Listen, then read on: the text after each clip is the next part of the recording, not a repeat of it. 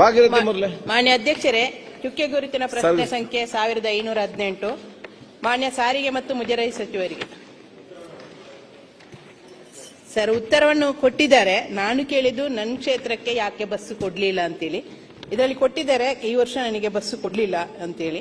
ಬರೀ 4 ಬಸ್ಸು ಮಾತ್ರ ಇದೆ. ಸುಳ್ಯ ಅಂತ ಹೇಳುವ ಒಂದು ವಿಧಾನಸಭಾ ಕ್ಷೇತ್ರದಲ್ಲಿ ರಾಜ್ಯದಲ್ಲೇ ವಿಶೇಷವಾದ ಕ್ಷೇತ್ರ ಶ್ರೀ ಕ್ಷೇತ್ರ ಕುಕ್ಕೆ ಸುಬ್ರಹ್ಮಣ್ಯ ಕ್ಷೇತ್ರ ಇರುವ ಕಾರಣ ಅಲ್ಲಿ ಬರುವ ಜನಸಂಖ್ಯೆ ಕೂಡ ಜಾಸ್ತಿ ಇದ್ದಾರೆ.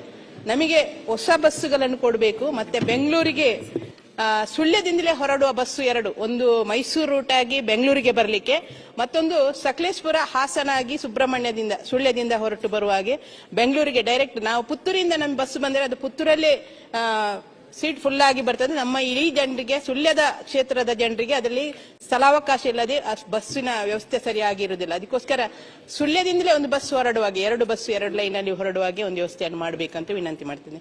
ಮತ್ತೆ ನಮಗೆ ಹಳೆ ಬಸ್ ಅನ್ನು ಕೊಟ್ಟಿದ್ದಾರೆ ಸರ್, ಅದು ಬೇಡ. ಹೊಸ ಬಸ್ಸು ಹಾಕಿಸುವಾಗೆ ಒಂದು ಮನವಿಯನ್ನು ಮಾಡಿ ಅಲ್ಲಿಯ ನಿನ್ನೆ ಒಂದು ಬಸ್ಸು ಮೊನ್ನೆ ನಾವು ಉದ್ಘಾಟನೆ ಮಾಡಿದೆವು.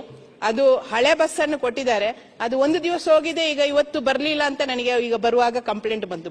ಹೊರಟ ಬಸ್ಸು ಹೊಸ ರೂಟಲ್ಲಿ ಅದು ನಿಲ್ಲುವ ಹಾಗೆ ಆಗಬಾರ್ದು, ನಿರಂತರ ಓಡ್ತಾ ಇರುವ ಹಾಗೆ ವ್ಯವಸ್ಥೆಯನ್ನು ಮಾಡಿಕೊಡ್ಬೇಕು ಸರ್. ಇದು ವಿನಂತಿಯನ್ನು ಮಾಡ್ತಿದ್ದೆ. ಸಭಾಧ್ಯಕ್ಷರೇ, 23-24ರಲ್ಲಿ ಒಟ್ಟು 1148 ಹೊಸ ಬಸ್ಸು ಬಂತು ಸಭಾಧ್ಯಕ್ಷರೇ. ಅದರಲ್ಲಿ 72 ದಕ್ಷಿಣ ಕನ್ನಡಕ್ಕೆ ಕೊಟ್ಟಿದ್ದೀವಿ ಸಭಾಧ್ಯಕ್ಷರೇ. ಮತ್ತೆ ಈ ವರ್ಷ 2000 ಬಸ್ಸು ಘೋಷಣೆ ಮಾಡಿದ್ದಾರೆ ಮುಖ್ಯಮಂತ್ರಿಗಳು ಬಜೆಟ್ ಅಲ್ಲಿ.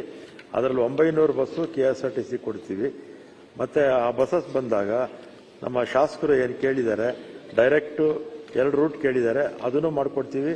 ಇನ್ನೂ ಹೆಚ್ಚುವರಿಯಾಗಿ, ಯಾಕಂದ್ರೆ ಅಲ್ಲಿ ಕುಕ್ಕೆ ಸುಬ್ರಹ್ಮಣ್ಯಕ್ಕೆ ಹೆಚ್ಚು ಜನ ಬರ್ತಾರೆ, ಅದರಿಂದ ಆದ್ಯತೆ ಮೇಲೆ ಜಾಸ್ತಿ ಅವರಿಗೆ ಬಸ್ಸಸ್ ಬೇಕು. ಈಗ ತಾವು ಮಿನಿಸ್ಟರ್ ಅವರೇ, ಸಾರಿಗೆ ಸಚಿವರೇ, ಈಗ ತಾವು ಅದೇ ಈಗ ಹೊಸ ಬಸ್ ಬರ್ತದೆ, EV ಬಸ್ ಬರ್ದಾಗ ಕೊಡ್ತೀರಂತ ತಾವೆಲ್ಲ ಹೇಳಿದ್ದೀರಿ. ಅದು ಕೂಡ ಬಂದು ನಮಗೆ ಅದನ್ನ ಪ್ರಪೋಸಲ್ ಕಳಿಸಬೇಕು. ಜಾಗ ಕೂಡ ತಾವು ಅದನ್ನು ನಿಗದಿಪಡಿಸಿ ಒಂದು ನಮ್ಮ ಮುಡಿಪತ್ತಿರ. ಅದು ತಾವು ಅಲ್ಲಿಂದ ರೆಕಮೆಂಡ್ ಮಾಡಿ ಬಂದಿದ್ರು ಕೂಡ ಇಲ್ಲಿ ರೆವಿನ್ಯೂ ಡಿಪಾರ್ಟ್ಮೆಂಟ್ ಅಲ್ಲಿ ಬಾಕಿ ಆಗ್ತದೆ. ಈ ಅಧಿಕಾರಿಗಳು ಕೆಲಸ ಹೇಗೆ ಮಾಡಬೇಕಂತ ಆಲೋಚನೆ ಮಾಡಬೇಕು ಹೊರತು ಇದು ಕೆಲಸ ಆಗ ರೀತಿ ನೋಡಿಕೊಳ್ಳುವುದಲ್ಲ. ಅದಕ್ಕೆ ಅವ್ರು ಕೂತ್ಕೊಂಡು ಕರೆಸಿ ಯಾವ ಜಾಗ ಆಗ್ಬೋದು ಒಮ್ಮೆ ಜಾಗ ಕ್ಲಿಯರ್ ಮಾಡಿ ಕಳಿಸಿ. ಇಲ್ಲ ಸುಮ್ಮನೆ ಪೆಂಡಿಂಗ್ ಆದ್ರೆ ನಾಳೆ ಸ್ಕೀಮ್ ಹೋದ್ರೆ ನಮ್ಮ ಜಿಲ್ಲೆಗೆ ನಷ್ಟ ಆಗ್ತದೆ. ಅಲ್ಲಿಂದ ತಾವು ಕಳಿಸಿದ್ದೀರಿ, DC ಕಳಿಸಿದ್ರಿ, ಇಲ್ಲಿ ಯಾಕೆ ರೆವೆನ್ಯೂ ಇದನ್ನೆಲ್ಲ ಪೆಂಡಿಂಗ್ ಇಟ್ಕೊಳ್ತಾರೆ?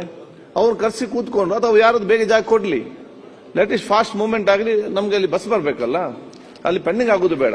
ನಮ್ದು ಕಡಬದ ಡಿಪೋ ಕೂಡ ಮೊನ್ನೆ ಕಟಾರಿ ಅವರು ಪ್ರಿನ್ಸಿಪಲ್ ಸೆಕ್ರೆಟರಿ ರೆವಿನ್ಯೂ ಅವರಿಗೆ ಕರೆದು ನಾನು ಮಾತಾಡಿದ್ದೀನಿ ಸಭಾಧ್ಯಕ್ಷರೇ. 5 ಎಕರೆ ಜಾಗ ಇದೆ, ತಕ್ಷಣ ನೀವು ಪ್ರಪೋಸಲ್ ಕ್ಯಾಬಿನೆಟ್ ಕಳಿಸಿ ಅಂತ ಹೇಳಿದ್ದೀನಿ, ಒಪ್ಕೊಂಡಿದ್ದಾರೆ ಸಭಾಧ್ಯಕ್ಷ. ಓಕೆ, ಅದು ಬೇಗ ಬೇಗ ಮಾಡಿ. ಅಧ್ಯಕ್ಷರೇ, ಕಡಬ ತಾಲೂಕಲ್ಲಿ ಕೂಡ ಡಿಪೋ ಆಗ್ಲಿಲ್ಲ, ಆದಷ್ಟು ಬೇಗ ಆಗುವಾಗೆ ವ್ಯವಸ್ಥೆಯನ್ನು ಒಂದು ಮಿನಿಸ್ಟರ್ ಅವರಿಗೆ ಹೇಳಿ ಅಧಿಕಾರಿಗಳು ಕೆಲಸ ಸರಿ ಮಾಡುವಾಗೆ ಒಂದು ವ್ಯವಸ್ಥೆಯನ್ನು ಮಾಡಿ. ಅವರಿಗೆ ಇಂಟ್ರೆಸ್ಟ್ ಬೇಕು, ನಮಗೆ ಎಷ್ಟು ಇಂಟ್ರೆಸ್ಟ್ ಇರ್ತದೆ ಅಷ್ಟು, ಅದಕ್ಕಿಂತ 2 ಪಟ್ಟು ಅಧಿಕಾರಿಗಳಿಗೂ ಅದರ ಮೇಲೆ ಇಂಟ್ರೆಸ್ಟ್ ಇದ್ರೆ ಕೆಲಸ ಬೇಗ ಆಗ್ತದೆ. ಸಭಾಧ್ಯಕ್ಷರದು ಈ ಬಹಳ ವರ್ಷದಿಂದ ರಿಕ್ರೂಟ್ಮೆಂಟ್ ಆಗಿರಲಿಲ್ಲ. ಆಮೇಲೆ ಅಲ್ಲಿ ಎಲ್ಲ ಬಹುತೇಕ ಎಲ್ಲ ಪ್ರೈವೇಟ್ ಆಪರೇಟರ್ಸ್ ಪ್ರೈವೇಟ್ ಕಾಂಟ್ರಾಕ್ಟ್ ಮೇಲೆ ಇದ್ರು. ಈ ಮೊನ್ನೆ 2000 ಜನ ರಿಕ್ರೂಟ್ಮೆಂಟ್ ಮಾಡಿ 380 ಜನ ಅಲ್ಲಿಗೆ ಹಾಕಿದೀವಿ. ಆಮೇಲೆ ಮಂಗಳೂರಿಗೂ ಒಂದು 200 ಜನ, 500ಕ್ಕಿಂತಲೂ ಹೆಚ್ಚು ಜನ ಹೊಸ ಡ್ರೈವರ್ಸ್ ಈ 2 ಭಾಗಕ್ಕೆ ಹಾಕಿದೀವಿ ಸಭಾಧ್ಯಕ್ಷರೇ. ಇನ್ಮೇಲೆ ಹೊಸ ಬಸ್ಸಸ್ ಬರುತ್ತೆ, ಕ್ರೂವ್ನು ಬಂದಿರೋದ್ರಿಂದ ಸಮಸ್ಯೆಗಳು ಕಡಿಮೆ ಆಗುತ್ತೆ ಸಭಾಧ್ಯಕ್ಷ. ಎಸ್. ಎನ್. ನಾರಾಯಣ ಸ್ವಾಮಿ.